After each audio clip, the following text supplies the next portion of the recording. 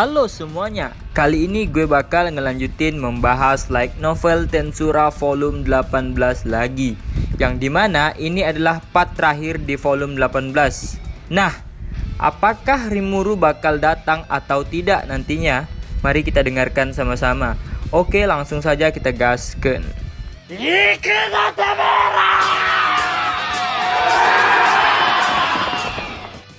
Laplace adalah majin terkuat di kelompok badut moderat. Dia memiliki kekuatan ganas dan bahkan bisa disebut Demon Lord tanpa mahkota. Dia terlahir kembali sebagai Undead Elf oleh tangan Cagalli. Tapi pengalaman dan kemampuannya sebagai mantan hero tetap utuh. Selain itu, Laplace memiliki dua skill unik. Yang pertama adalah skill unik Falsifier.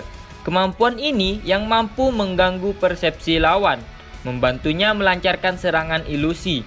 Menyamarkan senjata adalah keterampilan yang berguna. Tombak di tangannya bisa menjadi pisau bagi musuhnya. Dia bisa membuat pisau muncul begitu saja ketika seseorang mengira dia tidak punya apa-apa di tangannya. Atau bisa juga berupa bom yang disamarkan sebagai pisau, menjadikannya alat yang sempurna untuk mempermainkan musuh. Namun dengan skill ini juga mudah untuk berpura-pura mati dan kabur. Itu saja sudah keji. Tapi ada skill lain yang bahkan lebih mengerikan. Kekuatan pandangan ke depan, skill unik Future Vision. Ini adalah kartu trup Laplace. Kemampuan ini memungkinkan Laplace untuk melihat beberapa detik ke depan. Karena ini, dia bisa dengan jelas melihat apakah skill Falsifier miliknya akan bekerja melawan musuh atau tidak. Inilah mengapa Laplace selalu bisa bertarung tanpa lengah. Dia memiliki kemampuan fisik yang tinggi dan indera bertarung yang baik. Seiring dengan prediksi sempurna tentang masa depan dan 1000 cara berbeda untuk menyerang, Laplace tak terkalahkan. Dia mengaku sebagai wakil ketua kelompok badut moderat, tetapi dalam hal kemampuan tempur saja, dia dengan mudah melampaui Cagalli. Justru karena inilah Laplace tetap tak terkalahkan begitu lama setelah menjadi majin. Selain itu, bahkan melarikan diri adalah salah satu taktik Laplace, jadi jarang sekali dia mengaku kalah. Tapi bahkan Laplace mengaku kalah pada anak laki-laki yang berdiri di depannya, yaitu Yuki. Tapi itu hanya di masa lalu. Footman, Tyr, bantu Leon, dan saat kalian melakukannya, jaga orang-orang yang menyedihkan itu. Itu adalah perintah Cagalli. Laplace meluncurkan serangan balik karena tidak ada cara untuk melarikan diri. Ada dua lawan, apalagi mereka berdua sama kuat atau bahkan lebih kuat darinya. Sebenarnya, bos mungkin yang paling berbahaya karena Cagalli dengan semua kekuatannya tidak pandai dalam pertempuran jarak dekat. Laplace sudah mengenal Cagalli sejak lama. Dia akrab dengan kekuatan dan kelemahan Cagalli dan menilai bahwa dia bisa menanganinya. Bahkan jika hawa kehadirannya berbeda dengan Kazarea. Bahkan untuk Laplace seperti itu, dia masih berpikir bahwa Yuki akan menjadi lawan yang buruk baginya. Kekuatan Yuki tampak sama seperti sebelumnya, tapi anggapan itu berbahaya. Oleh karena itu, Laplace memutuskan bahwa dia harus lebih berhati-hati terhadap Yuki daripada Cagalli. Laplace berteriak dan melemparkan pisau ke arah Yuki, tapi itu ditunjukkan dalam Future Vision bahwa hal itu semua akan meleset. Tidak terganggu oleh itu, Laplace melakukan langkah selanjutnya, mengincar manuver mengelak Yuki. Dia melemparkan pisau satu demi satu. Dia pun tidak lupa memeriksa Cagalli. Di permukaan, Laplace menyendiri, tetapi dia dengan mati-matian mencoba menggunakan dua kekuatannya. Meski begitu, dia tidak bisa mengenai Yuki. Bahkan dengan Future Vision-nya, Laplace hanya bisa melihat masa depan di mana semuanya akan salah. Beberapa detik ke depan tidak ada artinya. Pertama-tama, Falsifier tidak berhasil pada Yuki. Ini adalah lawan yang sama yang tidak dapat dikalahkan Laplace di masa lalu. Lalu Yuki mendekati Laplace. Saat mereka berdua mendekat, Cagalli yang akan melepaskan Golden Destruction Ray dari Ruin Scepter lagi tiba-tiba terhenti. Laplace bagaimanapun tidak memilikinya dan berusaha keras untuk memblokir serangan Yuki. Tapi pada saat pandangan pertama, serangan Yuki tampak keras, namun nyatanya serangannya sedikit melenceng. Itu bukan karena Laplace, itu adalah niat Yuki untuk melakukannya. Pada saat itu, Laplace menyadarinya. Dia ingat pola getaran samar yang dia rasakan setiap kali dia menangkis tinju atau memblokir tendangan. Itu juga telah digunakan untuk berkomunikasi dengan Clayman dan dienkripsi sehingga tidak ada orang lain yang bisa menguraikannya. Dan satu-satunya orang yang mengetahui kode itu adalah orang-orang yang dia percayai. Lalu mereka pun berkelahi, saling tendang dan menonjok. Laplace lalu terlempar sambil berpura-pura berguling-guling di lantai, atau lebih tepatnya Laplace membaca pesan itu. Fakta bahwa mereka telah bertarung satu sama lain untuk waktu yang singkat, bukannya hanya sesaat, memberinya banyak informasi kali ini. Dan itu mengungkapkan situasi Yuki saat ini. Nah, di sini Yuki lepas dari kendali Michael. Ini adalah kabar baik. Laplace menyembunyikan kegembiraannya di balik topengnya, membaca informasi lebih lanjut, lalu mereka terus berpura-pura berkelahi dan setelah itu menahan Cagalli. Tanpa ragu, Laplace mengambil tindakan. Dia membuatnya terlihat seperti dia akan menyerang Yuki, tetapi mereka malah menangkap Cagalli. Setelah menangkap Cagalli, Yuki kemudian meluncurkan skill Steal, yang dimana membuat Cagalli berlutut. Laplace mengangkatnya dan ngomong, "Apa kau baik-baik saja, ketua?" Dijawab Cagalli, Laplace, bagaimana denganku?" "Tunggu, tidak mungkin skillku Domination King hilang." Cagalli terlihat bingung. Tapi dalam sekejap, dia memahami situasinya dan menyuruh Tyr dan Footman untuk mundur. Dia berteriak untuk melindungi dirinya sendiri, yang merupakan prestasi yang luar biasa. Bahkan Cagalli tidak bisa menyembunyikan keterkejutannya. Meski begitu, dia mengerti dari lubuk hatinya bahwa situasinya telah berubah secara drastis saat ini. Situasi pindah ke Silva, yang telah melawan Leon mengalami masa-masa sulit. Leon adalah muridnya, tetapi dia memiliki bakat yang diakui Sylvia. Bahkan ketika dia kalah berasimilasi dengan Spirit of Light dan aktif sebagai cousin hero, keahliannya dengan pedang setara dengan Sylvia. Selain itu, dia sekarang memiliki skill Ultimate Purity King atau Metatron dan merupakan salah satu Demon Lord sebagai pendekar pedang yang tak tertandingi. Ketika Leon menjadi serius, dia akan melepaskan tebasan berkecepatan cahaya. Meskipun dia tidak benar-benar mencapai kecepatan cahaya, disebut demikian karena lintasan tebasan pedangnya akan bersinar seperti kilatan cahaya. Namun, kekuatan dari skill Ultimate Purity King Metatron mengubahnya menjadi sesuatu yang sangat ganas. Itu adalah kekuatan tertinggi dari atribut suci. Itu adalah skill luar biasa yang memberi seseorang kemampuan untuk bisa dengan bebas memanipulasi sihir suci yang paling kuat, disintegrasi. Dengan mengendalikan Purity King Metatron, milik Leon menyebarkan partikel roh di sekitar tubuh dan pedangnya, mengubah dirinya menjadi inkarnasi kehancuran, menghancurkan semua yang disentuhnya. Leon tak terkalahkan dengan kombinasi ilmu pedang ultra cepatnya dan kekuatan penghancur absolut. Sylvia juga tidak ketinggalan. Skillnya Thunder King Indra adalah kemampuan untuk mengendalikan petir, kekuatan terkuat di alam. Kekuatan sambaran petirnya sungguh sempurna, tetapi esensi sebenarnya dari Thunder King Indra terletak di tempat lain. Sylvia telah mengubah tubuhnya sendiri menjadi sambaran petir, yang memungkinkan dirinya untuk menyerang dengan kecepatan yang luar biasa. Untuk alasan ini, Sylvia ditakuti sebagai Sang Thunder Emperor sejak zaman kuno. Justru karena inilah Sylvia mampu menghadapi serangan Leon. Dia mengubah Fajra agar sesuai dengan kebutuhannya dan bertarung dengan lancar menggunakan pedangnya. Fajra itu adalah senjata mitos milik Sylvia bagi yang belum tahu. Sebagai masternya, Sylvia tahu bahwa Leon memiliki kelemahan. Purity King Metatron yang ditakuti. Leon selalu mengendalikannya, menggunakannya dengan kekuatan minimal. Namun sifat sebenarnya dari Metatron adalah bahwa itu adalah kekuatan yang dikhususkan untuk pemusnahan massal. Ini juga terjadi pada Thunder King Indra. Jadi, Indra Sylvia merasakan kegawatan yang sangat hebat. Jika Leon menjadi serius, apa yang akan terjadi jika Leon mengaktifkan kekuatannya tanpa mempedulikan kerusakan di sekitarnya? Jika Leon menjadi serius, negara itu akan dimusnahkan. Sylvia bertekad untuk tidak membiarkan hal itu terjadi. Pertarungan pedang yang sengit terjadi dan pertempuran terus berlanjut. Setelah pertempuran berkecepatan sangat tinggi, aula pertemuan dihancurkan hingga batas maksimal. Yang terburuk dari semuanya, lingkaran sihir transfer yang telah dihancurkan. Meskipun lingkaran sihir itu terbuat dari magistel dan sangat tahan lama, peluru nyasar Leon telah menghancurkannya. Itu tidak lagi bisa digunakan. Tidak hanya dia tidak bisa melarikan diri, tetapi Rimuru dan yang lainnya tidak akan bisa datang.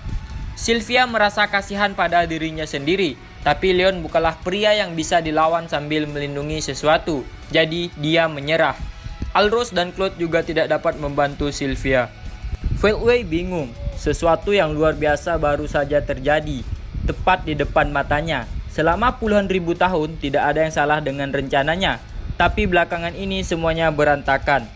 Semuanya dimulai dengan kesalahan Cornu.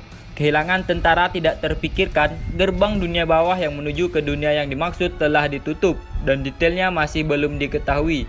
Hal yang mengejutkan berikutnya adalah kembalinya Felgrin. Setelah dibuang ke sisi lain dunia, Felgrin seharusnya dibiarkan menghilang di dunia luar. Namun dia entah bagaimana kembali ke dunia kardinal, dan di atas itu telah memusnahkan Cornu sepenuhnya. Itu adalah peristiwa yang tidak terpikirkan. Nah, bagi kalian yang nggak tahu siapa itu Cornu, dia adalah salah satu dari 3 Laksamana, yang diantaranya ada Zalario, Cornu, dan Obera. Tapi sekarang Obera jadi bawahan Milim dan berkhianat ke Michael. Kalau Zalario, dia lagi bertarung dengan Diablo. Oke, lanjut lagi ke cerita. Namun dia tidak punya pilihan selain mengakui bahwa itu adalah kenyataan. Itulah mengapa kali ini dia membuat rencana untuk situasi yang sempurna. Namun inilah yang terjadi. Tidak hanya Yuki yang seharusnya berada di bawah kendali penuhnya mendapatkan kembali kebebasannya, tetapi bahkan Cagalli yang menerima skill malaikat telah sadar. Apa yang kau lakukan? Bagaimana kau lolos dari Regalia Dominion? Feltway bertanya pada Yuki dengan suara yang terdengar seperti datang dari neraka yang dalam. Dia tidak mengharapkan jawaban, tapi yang menjawab adalah Yuki. Dia menyeringai dan menjawab dengan sikap gelisah. Itu mudah, aku jenius dan aku merasa bahwa Regalia Dominion ini berbahaya. Jadi aku menggantinya dengan keinginan aneh yang tumbuh di dalam diriku. Sebuah keinginan aneh katamu, kata Feltway, lalu Yuki pun menjelaskan. Mungkin itu adalah ego dari skill Ultimate Grady King Mammon yang telah aku peroleh. Naluri keserakahan adalah sesuatu yang aku ambil dari Maria Bell. Itu sedikit menyeramkan, jadi aku tidak mempercayainya. Dia tidak mempercayai Grady King Mammon. Meskipun dia telah sering menggunakannya, kehati-hatian ini mungkin adalah alasan mengapa Yuki adalah Luke Yuki yang sebenarnya. Aku mengalami kesulitan, Yuki melanjutkan. Aku mengamati ego dari Grady King Mammon yang didominasi dan menemukan cara kerjanya. Ini memakan waktu lebih lama dari yang kuperkirakan, tetapi sepertinya aku melakukannya dengan benar pada waktu yang paling buruk. Jadi kau harusnya memaafkanku. Yuki bahkan mengedipkan mata pada Laplace dan yang lainnya. Ini semua adalah strategi. Yuki telah mengamati situasi saat dia dimanipulasi dan sampai pada kesimpulan bahwa dia tidak bisa mengalahkan Feltway. Yuki percaya bahwa jika dia terus menjadi lebih kuat, dia pada akhirnya akan bisa bersaing dengannya suatu hari nanti. Alasannya adalah karena tingkat pertumbuhan Yuki luar biasa, meski tidak seabnormal Rimuru. Oleh karena itu, dia mulai mengorbankan segalanya sekarang. Itu akan sukses besar jika dia bisa meyakinkan Feltway dan yang lainnya bahwa dia punya cukup waktu untuk membuat mereka mundur. Dalam kasus terburuk, dia ingin setidaknya mengulur waktu sampai Rimuru dan yang lainnya datang untuk membantunya. Yuki berpikir bahwa dia bisa mencapai tujuan itu hanya dengan melanjutkan percakapan. Feltway kesal dengan sikap Yuki, tapi pikirannya tenang. Dia menilai kebenaran kata-kata Yuki dan melihat bahwa itu bukan kebohongan. Feltway menyipitkan matanya dan mengidentifikasi Yuki sebagai musuh. Itulah mengapa dia memutuskan untuk mengungkapkan tangannya yang tersembunyi. Feltway melihat Yuki sebagai musuh yang berbahaya. Tentu saja, itu bukan karena dia yang gelisah.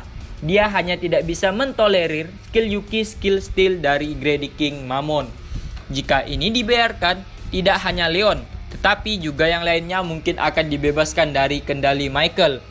Sylvia dan Leon yang telah bertarung pedang tanpa memperhatikan perubahan situasi, berhenti sejenak untuk menjauhkan diri. Memanfaatkan kesempatan ini, Sylvia bertanya pada Yuki.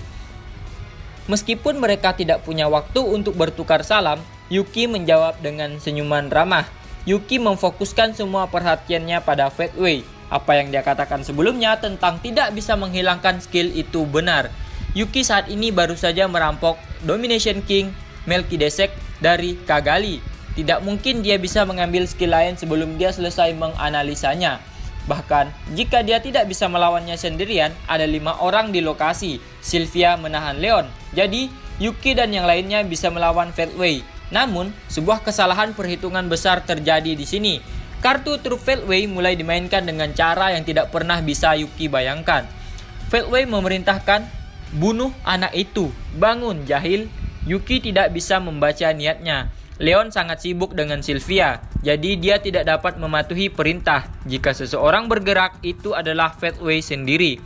Lalu seseorang pun menjawab, "Jadi kau memanggilku Fatway. Aku berhutang budi padamu, tapi tidak baik diperlakukan seperti ini sepanjang waktu."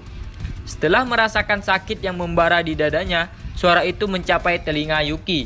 Yuki batuk darah, dan ketika dia melihat ke dadanya, dia melihat lengan mengerikan mencuat dari situ. "Footman, apa yang sedang kau lakukan?" Kagali berteriak, dan Footman berbalik menanggapi suaranya. Menarik lengannya dari dada Yuki, dia mencibir keji. Namun kemudian dia menjawab, "Diam Kazaream, apa yang kau lakukan? Membuang nama dan penampilan yang kuberikan padamu." Dia berbicara dengan kefasihan yang tidak seperti Footman biasanya. Namun, kehadiran jahat itu telah tumbuh jauh lebih besar dari sebelumnya. Yuki bergumam dan berlutut. Sebagai Sen, Yuki memiliki kendali penuh atas tubuhnya sebagai makhluk spiritual. Itu sebabnya dia bisa menghentikan aliran darah dengan kemauannya sendiri. Tapi cedera yang diterimanya tidak ringan. Organ normal pasti mati seketika. Lalu Footman ngomong, "Hah, jadi kau masih hidup? Dasar sampah yang keras kepala. Jangan ganggu aku lagi." Footman berkata begitu dan menendang Yuki yang sekarat. Kekuatan luar biasa dari tendangan Footman memiliki kekuatan penghancur untuk melumpuhkan Yuki hanya dengan satu serangan. Kagali dan Tier pergi untuk membantu Yuki dan Laplace berdiri di depan Footman. "Siapa kau?" kata Laplace. Lalu dijawab Footman, "Siapa aku ya? Bajingan rendahan macam apa kau ini sehingga kau bahkan tidak mengenal penyihir hebat ini?" Ya, pria itu bukan Footman, sang Great Magician yang seharusnya sudah hancur. Juga dikenal sebagai Jahil, sang Great Magician. Mungkinkah itu Jahil? Sambil berkonsentrasi pada Leon, Sylvia mempertahankan pandangan yang luas dan menganalisis situasi pertempuran. Secara alami, dia juga mendengarkan dengan seksama percakapan dan bereaksi terhadap kata-kata sang Great Magician. "Jadi kau Sylvia ya?" "Memang, aku Jahil." Atas pernyataan Jahil, seluruh tempat menjadi tegang. Kagali memucat dan Sylvia mengerengut. Kagali yang merupakan putri Jahil dan Sylvia sudah saling kenal sejak lama sebagai High Elf yang diciptakan oleh leluhur. Meskipun mereka tidak menyukai satu sama lain dan telah berpisah, mereka sangat menghormati kemampuan satu sama lain dan saling waspada. Mengetahui kejahatan Jahil, mereka berdua mengerti bahwa kebangkitannya akan menjadi yang terburuk dari semua kejahatan, dan itu adalah kartu truk Fatway. Di negeri setelah amukan milim, dia mencari Jahil yang kehilangan tubuhnya dan menjadi jiwa yang mengembara.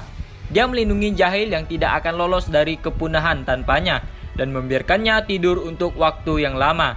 Saat Letnan Kondo mengendalikan Demon Lord Clayman, Fatway menanamkan jiwa Jahil ke dalam Footman. Dia berpikir bahwa Footman dengan ego dan kecerdasannya yang lemah bisa diambil alih oleh kekuatan Jahil. Rencananya berhasil, dan Jahil perlahan menyerbu tubuh Footman.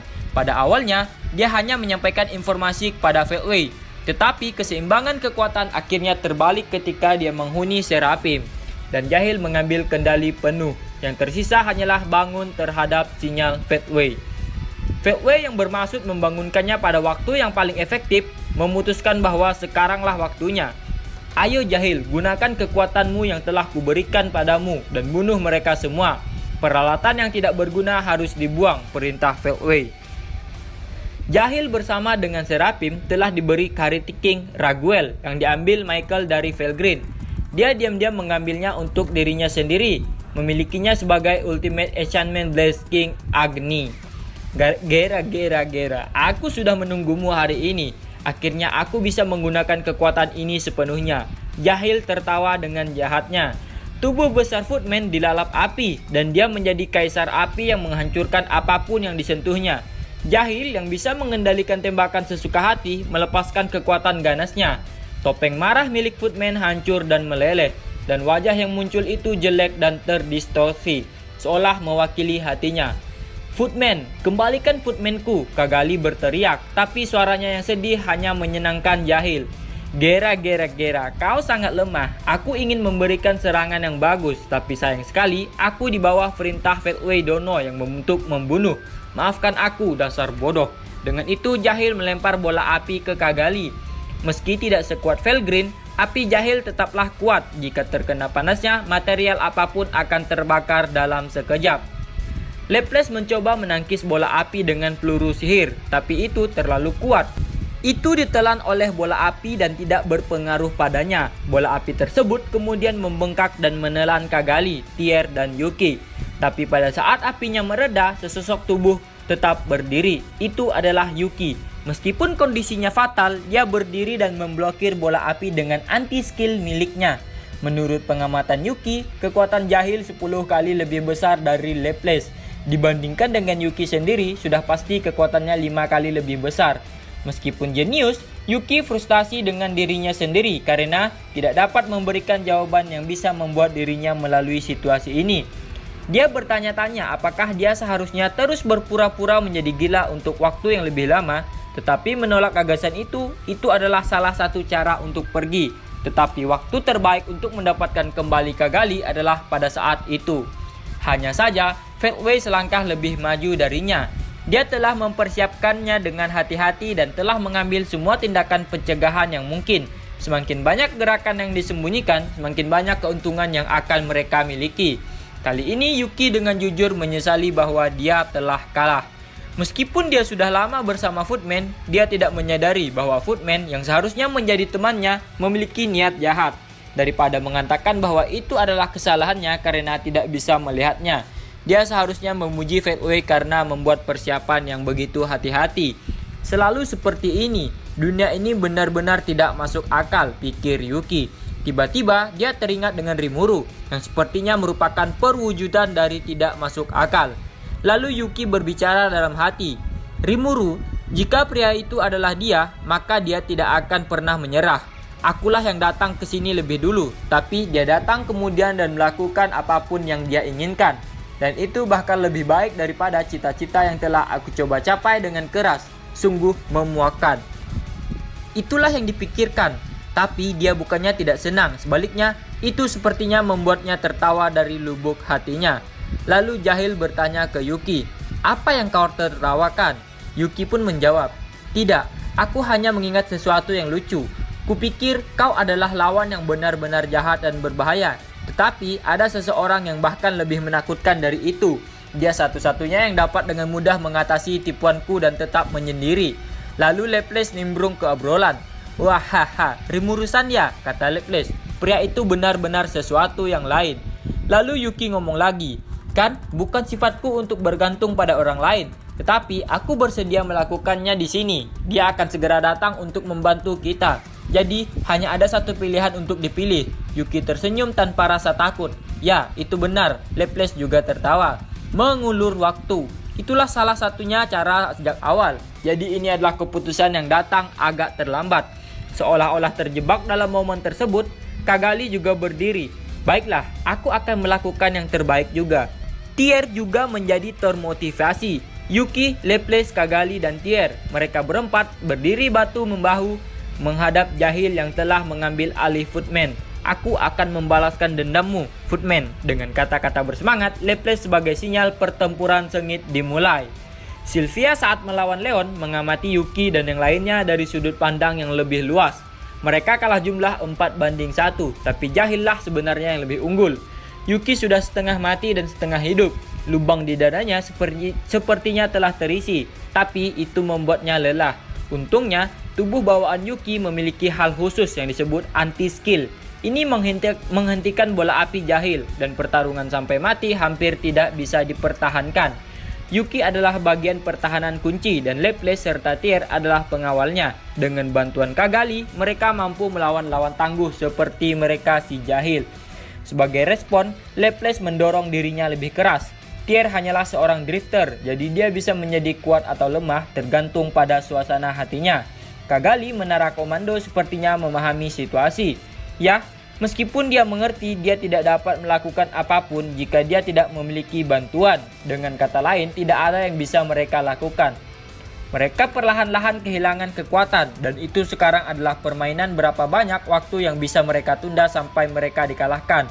Mengulur-ulur waktu. Jawaban yang mereka dapatkan mungkin satu-satunya jawaban yang benar. Tidak peduli apa yang mereka lakukan, mereka tahu itu tidak akan berhasil, dan itu membuat mereka merasa putus asa. Tapi hanya ada satu alasan mengapa ini tidak terjadi. Mereka percaya bahwa Rimuru dan yang lainnya akan segera tiba. Lalu Sylvia berkata dalam hati, seperti yang putriku katakan, Rimuru pun sungguh luar biasa. Bahkan saat dia tidak ada di sini, dia masih menjadi harapan bagi semua orang. Sylvia juga mengharapkan yang terbaik. Bahkan untukmu, Master, bukankah menurutmu kamu sedikit terlalu mengendur melihat ke arah lain saat berurusan denganku? Mungkin begitu, tapi dalam pertarungan dengan kekuatan yang sama rata, orang yang tidak sabar akan kalah. Sylvia menghindari tebasan kecepatan Dewa Leon dengan sebuah jentikan. Mereka berdua adalah pemilik dari keterampilan dengan jenis yang sama dan aliran pemikiran yang sama. Mereka tahu persis apa yang sedang dilakukan pihak lainnya. Hal yang sama berlaku untuk Leon, tetapi dia berada di bawah perintah dari Michael untuk mengalahkan musuh. Ada perbedaan yang jelas antara mereka yang hanya bisa mengukur waktunya dan mereka yang harus mengalahkan lawannya. Dan perbedaan ini mempengaruhi jalannya pertempuran. Namun ada juga alasan lain, itu adalah psikologi mendalam Leon. Tanpa disadari, Leon berjuang untuk mendapatkan kembali kehendak bebasnya. Itu hanya efek kecil, tapi itu pasti memperlambat tubuhnya. Itulah mengapa pertarungan antara Sylvia dan Leon sangat stabil, dengan Sylvia yang memimpin. Itulah yang dipikirkan Sylvia. Meski begitu, mengapa Fatway tidak bergerak? Di sisi lain, Yuki dan yang lainnya akan dikalahkan oleh ketidakseimbangan yang ada. Mengapa itu tidak terjadi? Sylvia mengalihkan pandangannya ke Fatway untuk mencari tahu alasannya. Dia mengamati dan membuat kesimpulan. Fatway sepertinya tidak terburu-buru. Sepertinya dia mengira Leon dan Jahil hanyalah bidak. Dia akan mengambil data kita di sini dan memastikan untuk membunuh kita lain kali. Sylvia muak dengan jawabannya. Fatway terlalu berhati-hati. Biasanya, orang akan berpikir bahwa akan lebih baik dapat diandalkan untuk membunuh musuh di sini. Alasan Fatway tidak melakukannya adalah karena dia mengutamakan keselamatan dirinya sendiri. Itu membuatnya percaya bahwa dia memiliki lebih dari sekadar Leon dan Jahil di cengkamannya. Lalu Yuki dan Kagali dibantai secara habis-habisan oleh Jahil. Yuki mencoba membela dirinya dengan Grady King Mammon, tapi dia sepertinya kehabisan energi. Barir Kagali dengan skill unik Skimmer adalah satu-satunya pilihan terakhir. Meskipun dia telah kehilangan Domination King ke Yuki, Kagali pernah mencapai tingkatan tertinggi. Oleh karena itu, skillnya Skimmer adalah unik, tetapi telah berkembang ke tingkat performa yang sebanding dengan skill Ultimate. Tapi itu belum cukup. Untuk membalikan perbedaan kekuatan yang luar biasa, hanya Kagali saja yang tidak memadai. Serangan Jahil 2 tingkat energi kehancuran murni terbungkus dalam Blaze King Agni. Setelah Berir, Kagali dihancurkan oleh bola api. Serangan sebenarnya tinggal menunggu waktu. Ini semua karena jumlah sihir Jahil yang tidak masuk akal. Itu adalah massa energi yang tak terbayangkan. Beberapa kali lebih padat dari Sylvia. Bahkan jika Sylvia saat ini telah bergabung dengan yang lain, tetap mustahil untuk mencegah serangan ini. Apakah tidak ada orang lain yang bisa mencegah ini? Sambil berpikir begitu, dia melihat sekeliling keempat orang yang terdiam membeku. Kagali melakukan yang terbaik, tetapi tidak berhasil dan Yuki kehabisan tenaga. Seperti yang disebutkan sebelumnya. Jadi, bagaimana dengan dua lainnya? Tier tidak memiliki skill ultimate dan penghalang pertahanannya mungkin tidak cukup untuk menghentikan apapun. Dalam hal ini, tidak ada pilihan selain berharap pada Laplace yang terakhir. Dengan pemikiran itu, Sylvia mengalihkan pandangannya ke Laplace dan melihat sesuatu yang mengejutkan. Wajah itu, tidak mungkin orang itu di bawah topeng Laplace yang hancur. Dia itu adalah wajah yang sangat familiar. Sylvia pikir dia sudah lama melupakannya, tapi hanya satu pandangan yang sudah cukup untuk mengisi dia dengan kenangan. Sylvia tidak bisa menahan teriakan tanpa sadar. Lari Sarion, tapi sudah terlambat untuk peringatan itu. Nah, Selamat tinggal. Aku akan menghancurkan jiwamu menjadi beberapa bagian dan menghapusmu dari muka bumi ini. Kata-kata jahil menandai akhir. Sesuai dengan kata-katanya, dia menyebabkan banyak kehancuran. Ada kilatan, lalu ledakan. Kastil Leon hancur berkeping-keping. Bola api besar mengamuk dengan liar, menyebarkan gelombang panas dan api saat menghilang. Nah, volume 18 akhirnya selesai di sini. Untuk volume 19 mungkin terbit di bulan September atau Oktober. Itu untuk raw-nya saja. Kalau untuk yang sub Indo dan bahasa Inggrisnya mungkin awal tahun. Prediksi gue di volume 19 nanti mungkin Rimuru akan berubah ke mode haus darah, di mana teman-temannya diambil alih dan dihancurkan. Jadi kemungkinan Rimuru bakal marah besar. Jadi nggak sabar dengan volume 19 ini. Gimana menurut kalian? Nah, sampai di sini dulu video kali ini. Untuk video selanjutnya gue bakal ngejelasin siapa sih Guy Crimson, dan gue juga mendata kekuatan anak buah Rimuru dari yang terlemah hingga terkuat. Gue ngedatanya dari setelah perperangan dengan kekaisaran. Mungkin itu di sekitar di volume 15 atau 15 atau 16 itu. Nah, sampai segitu dulu dan sampai jumpa di next video. Dadah.